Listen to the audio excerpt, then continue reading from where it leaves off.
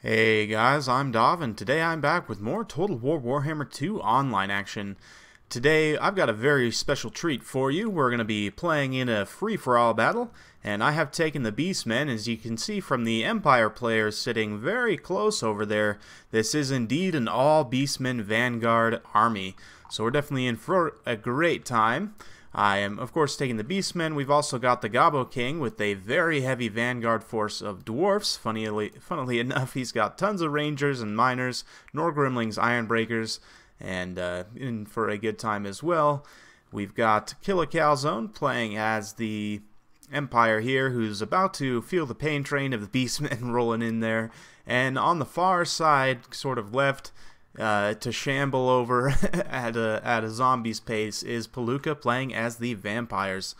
So, not going to go over the army compositions too much as things are about to kick off in a wild battle, so let's go ahead and just get straight to the action and see what happens. So I'm immediately going to be rushing forward. I've got my Centaurs with great weapons targeted onto the swordsmen here. So the swordsmen are going to get the pain train first. You can see all across the line we're doing quite a bit of shock damage. We're going to immediately just pull away and let the Gors come in and do the work. These are the double axe Gors. Getting in there from the front, going to be chopping up these swordsmen and spearmen. Empire Knights riding in, getting a pretty nice charge to the back of their own men. They'll do a little bit of shock damage there, and of course, Empire Knights do have 110 armor now, so they're very, very tanky.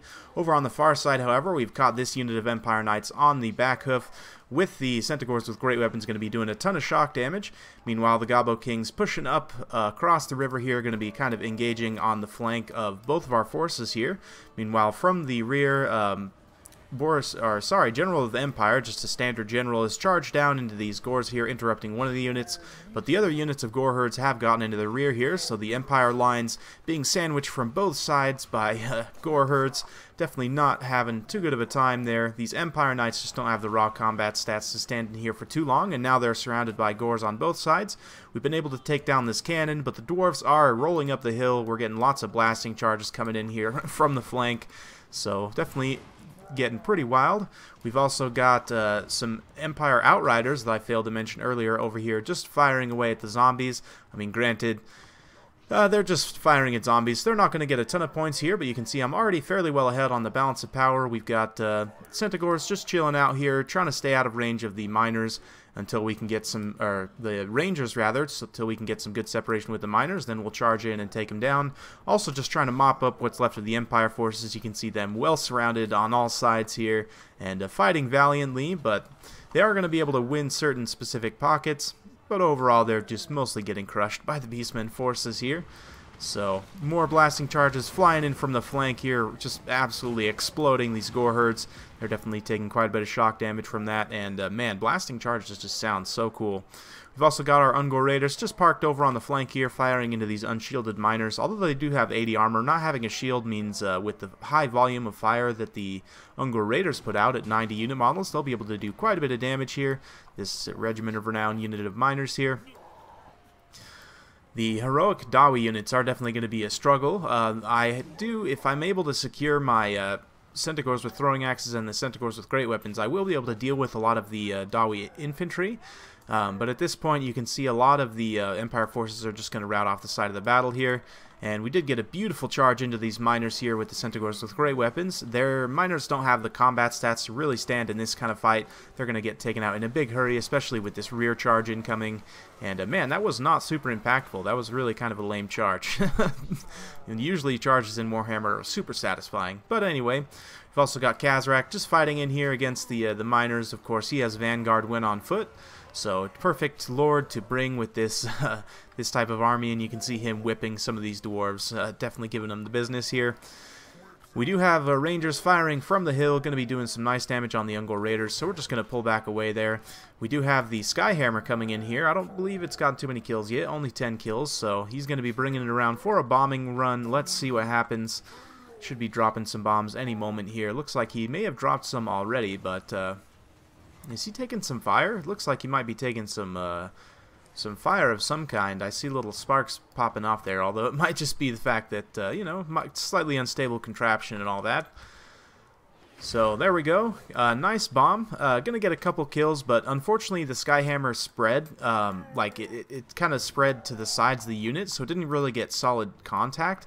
Should get some solid contact with that bomb run right there. Man, yeah, it just took out quite a few Beastmen.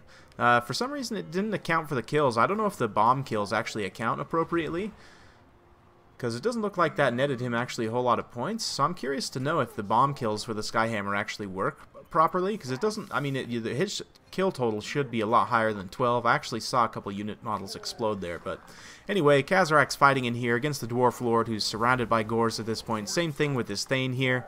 I believe the Thane, yep, is carrying the Tormentor Sword, of course, so he'll be able to freeze all these units in place here. Over in the river, we're getting a pitched engagement between the Dwarfs and the Vampires here. This Vargulf is not too happy about having to march all the way across the battlefield, so definitely taking it out on these Ulthar's Raiders here. Zombies shambling across the river. They've been able to deal with a lot of these miners here. Miners just don't have the raw combat stats to stand up.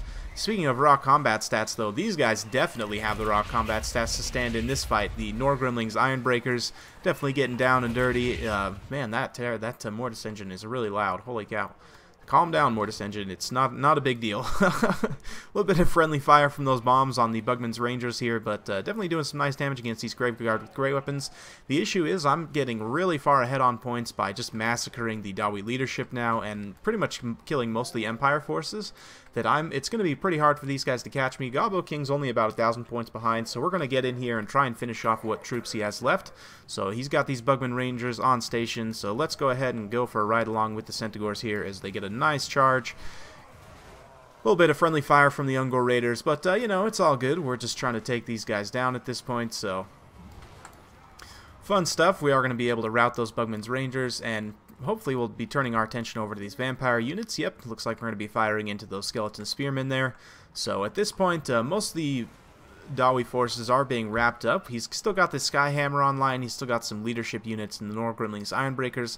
But the miners, for the most part, are gone. His leadership is being routed off. This Dwarf Lord has been given the business by Kazarak and his Gore buddies here. So they're going to chase him off the battlefield. Same thing with this Runesmith and the Thane momentarily. So beautiful cinematic shot as we pan over the rest of the battlefield here. Just absolute carnage all over the place. Still some pockets of fighting. Here on the high ground, we've got the Ungor Raiders, and in the river, things are getting real nasty. The terror is going to be an issue for a lot of my forces here. You can see these Centaurs with great weapons. They're getting terrified away by the Mortis engine here. There's another Mortis engine over on the far side, so things definitely looking rough in that aspect. My forces are probably going to be routed off here soon, but we're so far ahead on the balance of power, or points rather, at this point. 15,000 for myself. Gobble King's got 11,000, but Kill a Calzone kind of getting smashed there. Only has about 4,000 points. He does still have these Outriders online. We're going to be firing into this Mortis engine, I would hope, and the Norgrimlings Ironbreakers, getting some nice work done there. The Empire General is still alive as well, but fighting zombies is not going to net you too many points here. Palooka also hasn't gotten too many points just because he had to march all the way across the battlefield, and most of the fighting was already done by the time he got here. So we've got our Centaurs with throwing axes on station. They're going to be pitching these axes straight into the face of the Graveguard with great weapons, doing quite a bit of damage here. Bit of miss micro letting him get caught, but we'll be able to just quickly reposition and pull away. Meanwhile, the Ungor Raiders are still online for the most part. They're a little bit out of range here, so we're going to need to scoot them forward just slightly. But the Skyhammers come down into melee as it's out of ammo, taking out some of those Ungor Raiders, but it just doesn't have the combat stats to stand in that kind of fight. Only 8 melee defense means every single hit from these guys is mostly going to be making solid contact, so at this point we're just trying to clean things up. We've still got quite a bit of battle left, but it's mostly just going to be running around at this point. The Dawi forces are shattered, so let's go ahead and just knock things into fast forward as we fast forward through the end game stages of this battle. The Outriders mostly finishing off these Norgrimlings Ironbreakers here, then they're going to ride off and try and find some other high value targets. Helman Ghorst, the man himself on his corpse cart here, might be a good target for them to try and shoot down. He's doing a nice job, Palooka is, though, of screening with all these zombies and not letting them get a really nice arc of fire in there. But meanwhile, this Claw of Nagash here is going to be a big issue for my forces, just because the terror is a big problem. Kazarak the One-Eye doesn't have the raw leadership to stand in there, but we're about to 19,000 points at this point, so nothing too big to worry about. Just using the Centaurs here to kind of cycle charge in and out on these cheap spears. Of course, skeleton spears, although they do have an anti-large bonus, just have super poor combat stats and low armor, so cycle charging from a unit like Centaurs with throwing axes will do a lot of damage to them. And yeah, pretty much it's just the Centaurs for my forces. At this point, we do have a few of these Ungor Raiders still online, but the general of the Empire's not too happy about his situation either, having been ambushed and taken out mostly by the Beastmen here. So at this point, it's mostly just going to be the Empire and the the vampires rather fighting it out, as the Empire kind of tries to shoot and scoot. Yeah, shoot and scoot, as they say. Trying to shoot some bullets in, fire at some different targets, and then kind of pull away, reposition. So it's mostly over at this point, though. I mean, there's not really a whole lot left that they can do. We are going to be getting some charges in on these Norgremlings, Ironbreakers in the water here. They've regrouped, of course, having excellent leadership. There's only a few of them left, true heroes of the Dawi here, but we're just going to be pulling away using a few of the throwing axes here, and then we should get a charge from multiple directions in just a moment here. Ungor Raider still firing into the shattered units of Bugman's Rangers there, but big problem, we do have some more Bugman's Rangers going to be charging down the hill, trying to get revenge for their brother in here. So they're definitely angry about life, so we're just going to reposition these guys and then probably get a charge from these Centaurs with throwing axes. Yep, because Bugman's Rangers have relatively low armor, we're just going to get a quick charge into them with the Centaurs here. You can see not a super impactful charge, but Dwarves actually got a huge mass buff, so you're not going to see them get punted around the battlefield by cavalry class units quite as much, especially light cavalry like Centaurs. But we will be able to break these units of Bugman's Rangers here, and they're going to get routed off. The Ungor Raiders also continuing to fire in on these Outriders here, getting some really nice value. We're almost 19,000 points at this point, so Empire players just content to kind of fire in here using his using his grenade launchers to blow up some of these skeletons and fire in at the Ghorst as well. Cool cinematic shots. It's not going to be super effective in terms of the battle here, but man, Ghorst is just the worst character. It's arguable whether he's worse than... Oh, look at that like nasty patch on his face too, dude. Like, take a shower, man. Gelt might be more useless just because Ghorst at least has healing. But then again, Ghorst is either on foot or he's on his corpse cart, which has 23 speed. It's just hilariously slow. Those Graveguard are just getting the business from the grenades at this point. Really, really nice work being done by the Outriders there, but at this point, it's too little too late. Kill a Calzone might break 10,000 points, but he'll be lucky to do that. At this point, you know, I've got about 19,000 points, and although most of my units are pretty much done, I don't have a lot of ammo or anything left of that nature. We are going to get maybe one or two more throwing axe volleys into this General of the Empire to get some more value. Nope, they decided to chuck it at zombies instead. 10 out of 10, guys. Oh, man. A couple axes might have hit the General of the Empire there, but... yeah, at this point we can just kind of watch the fire ensue. Palooka's just kind of sitting here, not really wanting to give chase to all these mobile units, and who can really blame him? You know, a unit of Hounds or two might have been very, very useful in this situation, but it was just a rough battle, considering most of us Vanguard deployed and kind of had this majorly pitched engagement kind of in this area right here. Just kind of left Palooka far out of the battle, so fortunate for him, Gobbo King's forces have been shattered at this point, so it's just a mop-up duty for me. None of these guys really have what it takes to come back in the fight here, so they're more just fighting for honor at this point. And Palooka now doing a good job positioning. Actually, he's probably going to terror route off these units of Outriders right here, so it's a nice play for him. And it would be cool if you actually got points for routing units off. I think that would be super cool, but this unit's probably going to get terrified away also. They got stuck there on the edge of the map, so yep, they're routed off. So at this point, there's just 3 units of Outriders in the General of the Empire. My forces are pretty much done for with this Centaur routing off. And we've also got this one Ungor Raider with no ammo rallying. The nerf to army losses means that free-for-alls are fun, but they take a really long time now, especially with you know, with players that are just aggressively cycle charging. And oh man, Ghorst just got destroyed by that General of the Empire. I guess he just got tired of his crap there, huh? So some nice points for Kill a Calzone there. He's trying gamely to get to 10,000 points, just really, really pushing for it, but I don't know that he'll be able to get there. The terror is going to be an issue for his outriders. Of course, the general of the Empire won't have issues with terror, but just the drain from the 2 mortis engines should be enough to finish him off at this point. So the Centaurs did rally, get a little bit of a charge into some zombies here, but yeah, they're not long for this world. It was mostly just for fun. So well played to everyone involved. The Gobbo King, of course, has a channel, as you guys know. I'll have a link to his channel down in the description below. Calzone also has a Twitch channel. I'll have a link to his Twitch channel down below. He'll occasionally stream multiplayer battles, so if you guys want to check him out, give him a follow. And Palooka is actually Armando. If you guys have watched Turin's channel, he's the one that does a lot of art for Turin's channel and so on. So thanks, guys, for joining. It was a lot of fun. Well played to everyone. For myself, the Centaurs were really the MVPs here. I mean, the Gors did a nice job of surrounding that Empire player, Calzone here, and just giving his state troops the business.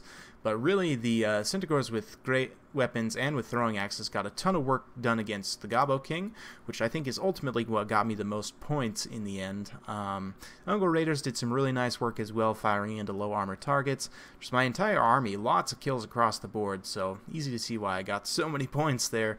A lot of fun. I love using this all Vanguard Beastmen strategy because it really catches people off guard, and you can get a full surround on one player and just cannibalize them super fast, then leaves you in a position to then respond to the other players, and it's definitely a viable tactic. I would say, as much as there is a quote-unquote meta to free-for-all, I do think the all Beastmen Vanguard on the appropriate maps is a very powerful strategy.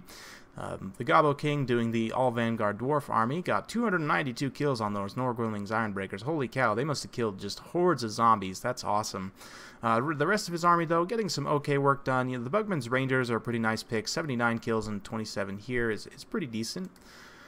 Palooka, at the end of the day, got quite a few points left.